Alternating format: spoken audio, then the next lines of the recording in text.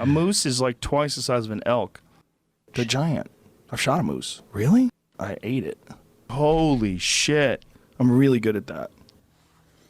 Yeah. Moose is fantastic. Moose and elk are real similar. It's got an amazing taste to it. Yeah. They scream, man, like a Lord of the Rings sound. It's like...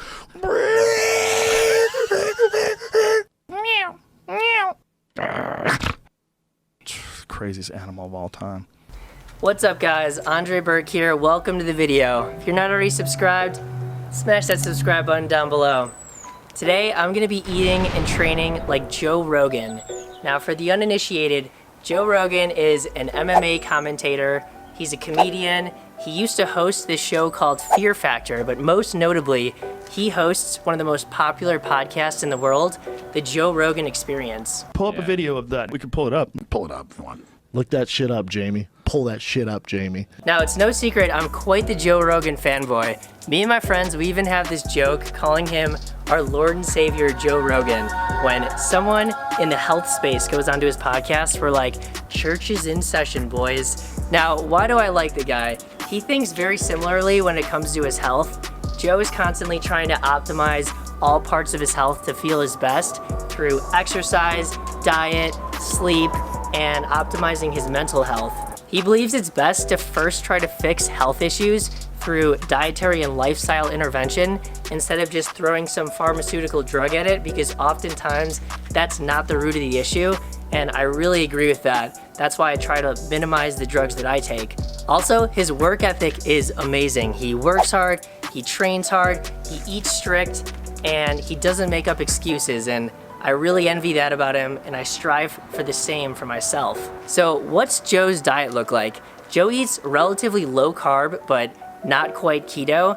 This means no sugar, no processed carbohydrates, no pasta, no bread, no grains, nothing like that. He eats a decent amount of vegetables, and he eats a lot of high quality animal products like wild game meat, grass-fed beef, and pasture-raised chicken eggs. This sounds like a pretty healthy diet to me, so I think I'm gonna be feeling pretty good today. All right, let's get into this. Joe talks about how he often does intermittent fasting or time-restricted eating, which is where you'll eat all of your calories within an 8-hour window and then you fast for 16 hours. People say this gives them mental clarity and more stable energy levels throughout the day, and I'm gonna give that a try today. So I'm gonna just have black coffee for breakfast, and that does not break your fast because coffee has no calories. And I'll see you guys later for meal number 1.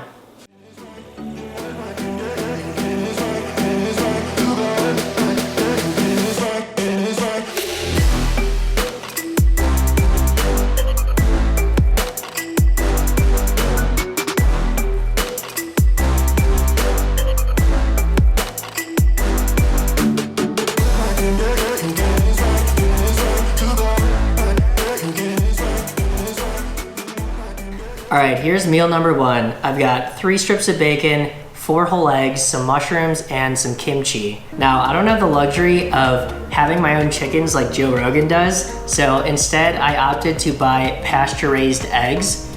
Pasture-raised eggs are much more nutritious than traditional eggs because the chickens are able to eat a much more diverse diet, and that translates into a more nutritionally sound egg. I've got some organic mushrooms for a little bit of vegetables and some kimchi, which is fermented cabbage. Joe is really into eating fermented foods because they contain probiotics, which are very good for your gut microbiome. Having a healthy gut microbiome is extremely important for your overall health. Now, Joe is a huge supporter of supplementation. He even owns his own supplement company called On It. Now, I agree with him that supplements are a great way to get your essential vitamins and minerals where your diet might be lacking. So here's what I take.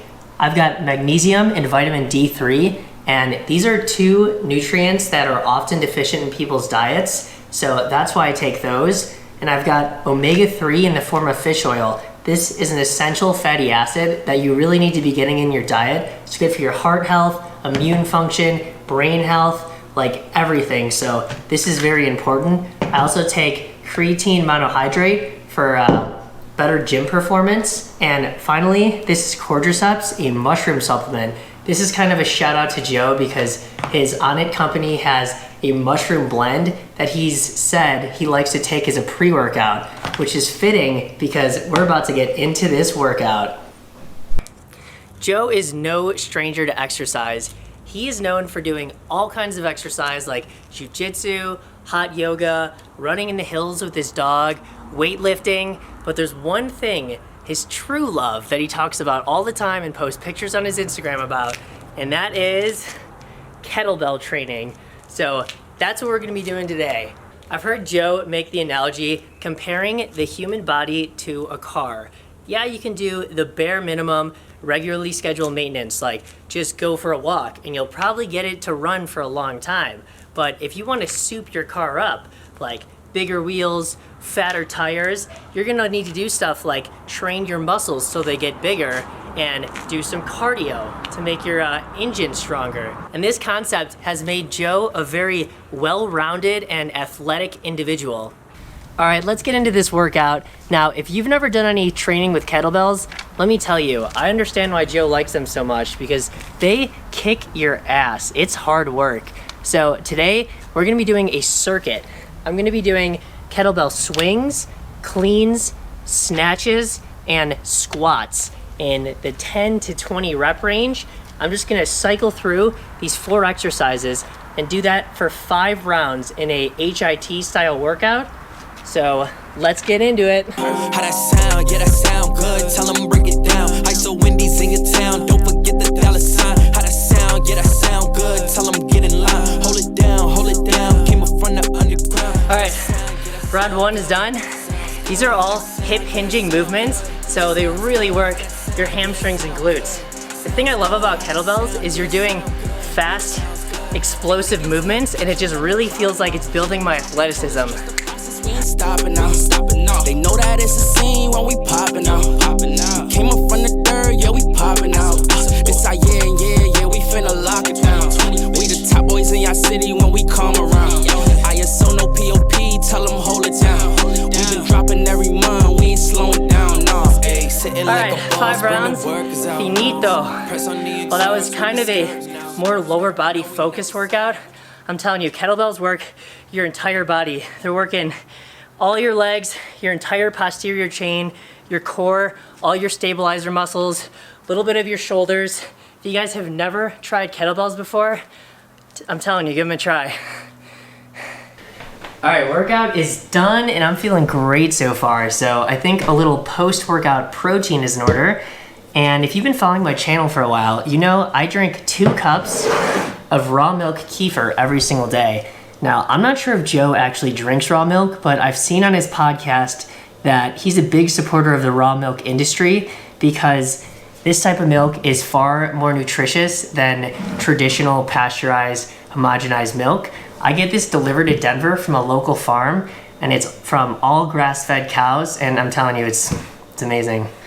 All right, we're gonna do 2 cups of this stuff. This stuff is fermented too, so it's full of that good bacteria, so I bet this would be Joe Rogan approved. And we're gonna do 2 scoops of whey protein, and then about a half serving of berries, which is one of the few fruits that Joe Rogan is a supporter of because they're very high in fiber and low in the glycemic index. So even though they do have sugar in the form of fructose, they won't spike your insulin like other fruits will.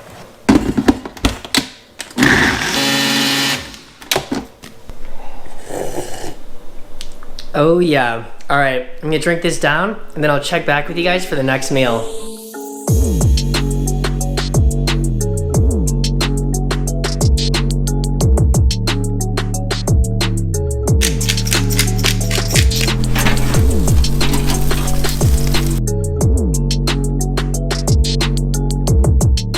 All right, for meal number 2, we are continuing on with the theme of high quality animal products and low carb vegetables. I've got some Brussels sprouts here that I just roasted in the oven with some olive oil, and I've got some organic grass-fed beef here that I just formed into patties and threw them on the grill. Now, the reason you would get organic beef over traditional beef is because That USDA organic stamp is a guarantee that the animal only ate organic food and it was never exposed to antibiotics or hormones. And when it says grass-fed, grass-finished on the package, that means the cow ate grass for its entire diet for its whole life.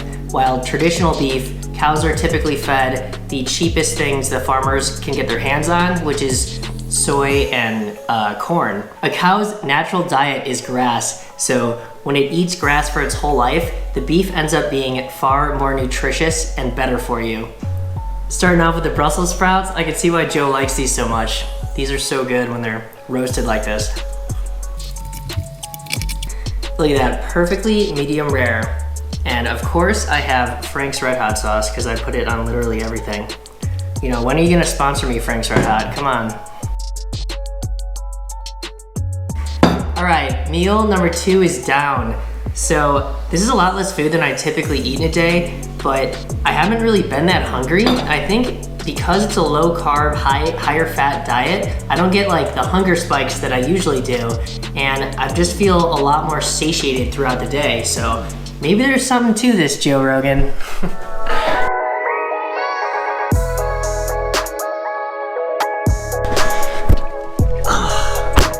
Now this is the scene in the video where I should be hopping in a sauna for 30 minutes because that's part of Joe Rogan's daily routine, but Joe actually has his own sauna and I don't.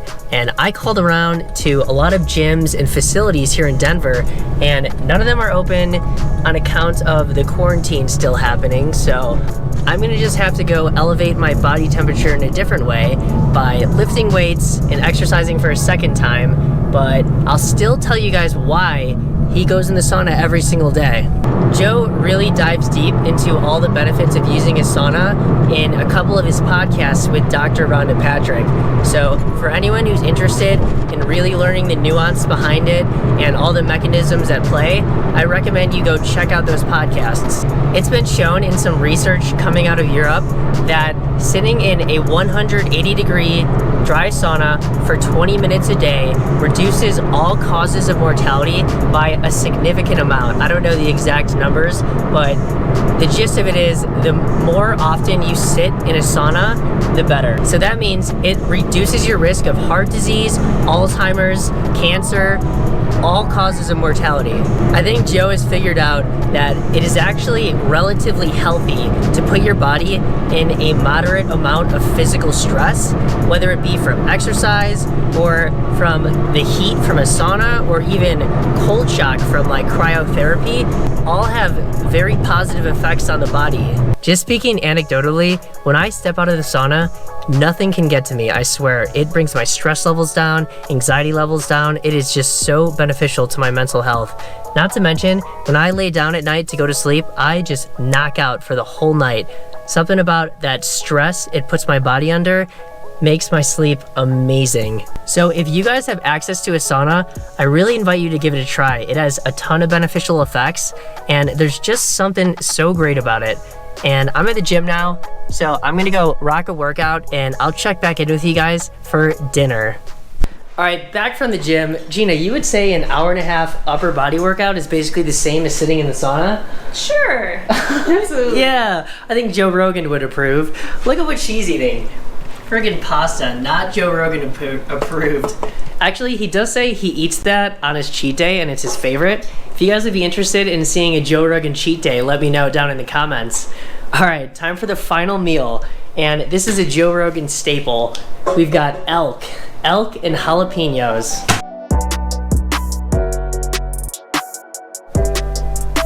All right, here's what we got going on. I didn't even plate it up because I'm just feeling really lazy today after those 2 workouts. But I'm just gonna eat elk meat until I'm satisfied and I'm full. And I've got some roasted jalapenos here, which actually look super good. I never buy jalapenos. I'm just gonna, oh yeah, that's fucking hot. But, we don't need a sec. Yeah, this isn't as good looking as Joe's elk steaks, but it's like literally hard enough to just find ground elk. And guys, I'm feeling lazy, so this is all I'm doing. And yeah, So Joe is a big bow hunter, and that's why he's basically always eating elk meat, because he's just got a freezer full of elk meat. And I'm not gonna lie, this is pretty good. He has this idea that since elk are such like athletic and wild animals, that eating their meat is going to like give you like some of their energy almost. I mean, he doesn't fully believe it in that way, but there's like something to, you know, eating a wild animal versus eating like an animal that's been trapped in captivity its whole life. All right, I'm gonna finish this dinner and then I'm gonna get back to you guys with a summary of what it's like to eat and train like Joe Rogan for a day. All right, final thoughts on the Joe Rogan diet and exercise routine. You know, this is gonna come at no surprise, but I love it. I mean, I'm a massive fan and I've already implemented some of his diet tips into my own diet. Even though I eat a relatively high amount of carbs in comparison, I still try to eat the highest quality animal foods I can get my hands on. You know, as long as it's not like crazy expensive. I don't normally buy elk meat, but I do like to get pasture-raised eggs and grass-fed beef just because it's far more nutritious, and it's almost like you should think about it like, you know, eating your vegetables. You're getting all these nutrients. Well, you can get a ton of nutrients, particularly fat-soluble vitamins, from animal products too, so it's a great diet. I love kettlebell training. That's why I own kettlebells, and if I had access to a sauna, I would be in that every single day, but I don't, and I'm just gonna have to hold out until the gyms open back up. I will say the one downside of this diet is I felt like I didn't get to eat enough volume. I usually eat like low calorie dense foods so that they can fill me up a little bit more. You know, a lot of these meals felt kind of small, but they were very high in protein and very satiating. It's just, I don't know, I kind of like to be like really full sometimes. Overall, I give this diet a solid 7 out of 10. You know, it's, I feel good, but it doesn't have enough flexibility for my liking. Alright, that's gonna do it for the Joe Rogan video. If you guys enjoyed this video, I'd appreciate it if you hit like down below. And if you want to see more videos from me, smash that subscribe button. Here's a couple more of my videos right here. And I'll catch you guys in the next one. Bye.